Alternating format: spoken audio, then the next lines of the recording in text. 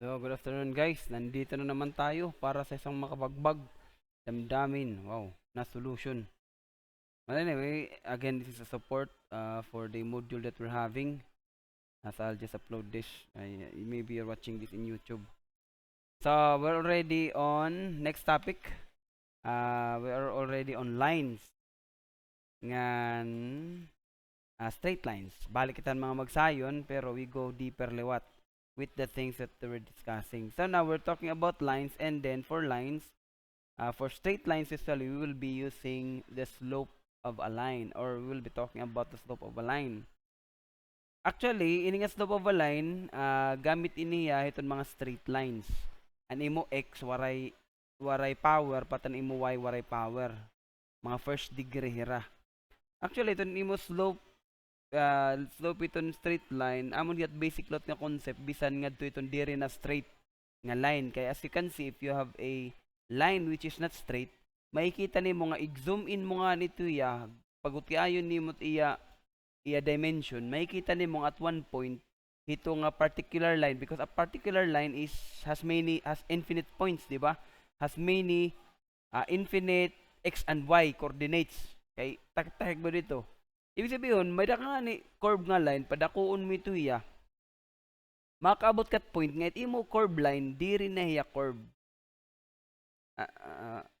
So amit usa niya gamit kasi din masayon pala ya, pero I'm just trying to give you the idea ano tiya gamit kasi simple man ito, kumbaga naibaro na kamo ito, di ba? Mabalik-balik ito. Itiya gamit kasi ito, even explaining hard, of course, you're talking about lines, kung straight line, masing masayon, pag simere nga ni curve lines, makikita niyo nga, nagtitiga coordinate equation, even a quadratic equation is a curved line to be represented in a axis, di ba? Mga parametric equation nga ano mo may sine cosine because nagbabalik-balik mga curved line tira. Anyway, without any further ado, find the slope of the line passage. Masabi mo lang siguro ini That slope is ade man niya given niya, sige butang ko lang side by side. That slope is may ngaran niya nga m dinhi. Mga business courses ginatawag lat nga rise ngan run. Anti paigbaw ngan divided by kun hanti paubos amin tiya kasignon. Or madaling sabi, pag may dani mo straight line, usually naka-angle, basta naka-angle ya, may dito nga daw. Kung di rin nga naka-angle, as we've discussed, unless nato nga problem, let's say x equal to 0, warahiya y, di ba? You're talking about a straight line in the y-axis. Your y-axis actually is x equal to 0. So, inihiya nga m, magagamit mo lang tiya, pag ani mo straight line is somewhat may inclination. Okay, kung maray inclination, it's either waraya x, waraya y, di ba? Parte mo lines nga perpendicular, horizontal. Equation ito nga mga line is y is equal to something constant. Do you get what I'm saying? Anyway, so let's apply.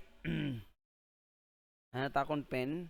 Takon pen, I cannot find my pen.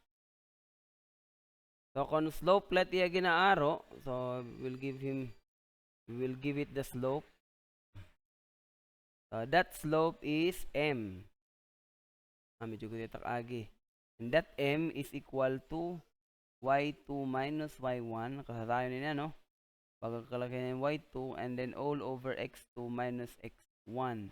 So if you just want to compute the slope and the slope line that passes through the points 2, negative 1, and 8, 5. So they are 2 points. Of course, your straight lines have infinite points. So duwala ini han points. But you can already find the slope of that line. Bisan duwalat ginhatag nga points. Kung ginhatag in tulo, labi na.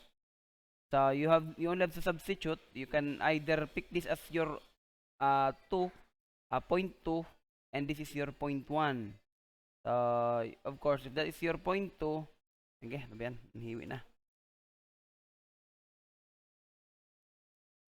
So you say y2 is 5. Bakit? Add that equation. And then your y1 is 1. And then your x2 is 8 minus your y1 is 2. So and then 5 minus 1, you have 4. 8 minus 2, that is 6. Tama? So you'll have, pwede mo latiyaig, convert to lowest term, you have 2 times 2, and then you have 2 times 3. So kansalan mo 2. You have 2/3 as your slope. Your slope is 2/3. Masahin lang itong duro, sir. Okay. Find the slope. Masahin lang. Kaya mo lang niya ginaaro. So, only the slope. Okay?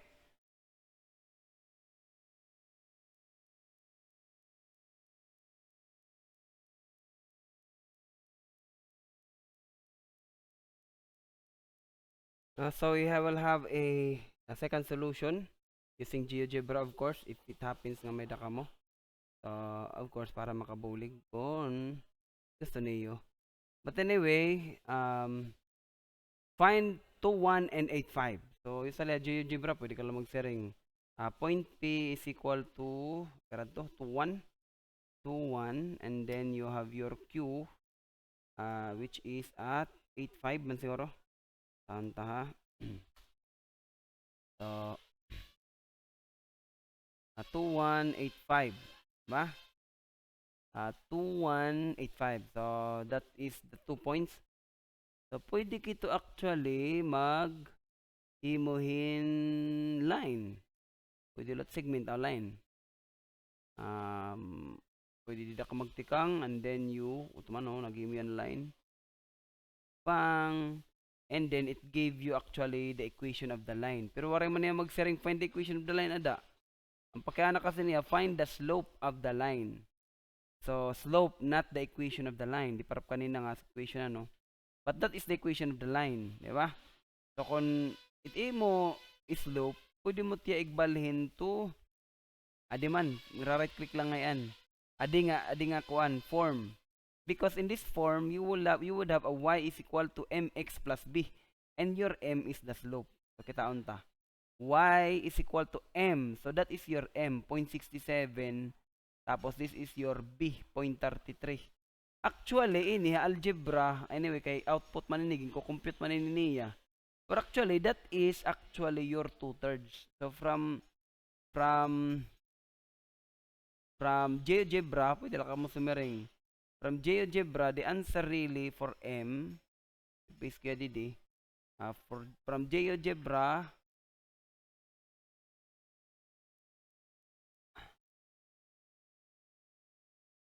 from GeoGebra, matingla ko didi, from GeoGebra,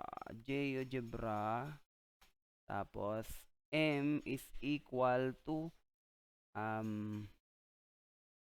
medyo guteman.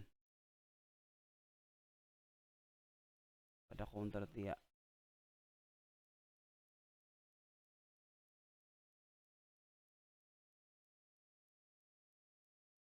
From GeoGebra, your slope is equal to 0.67. Actually, that is 0.666667. Kung kuhaon mong calculator, but again, option line ni ha, para makita niyo iba-iba nga solution. But actually, yung kakarawat na talaga is 2/3. Kung kitaon mo, 2 divided by 3, that is actually the 0.66666, di ba? Ito yung round off, which is 0.67. Which happens to be this guy. Ini nga 0.67. Tama mo tiya, from GeoGebra, your slope is 0.67. Diba? Katasayan na GeoGebra. But anyway, itatunla ito is ma-reinforce. Pero dahil GeoGebra solution, dito talaga ito natin kakaroon. Labi na kung di ko ang paggagamiton in apps. Kung mag-quiz. Kaya again, para lang kami ito maka-ibaro. Kung naglilipong kamo or kung makore.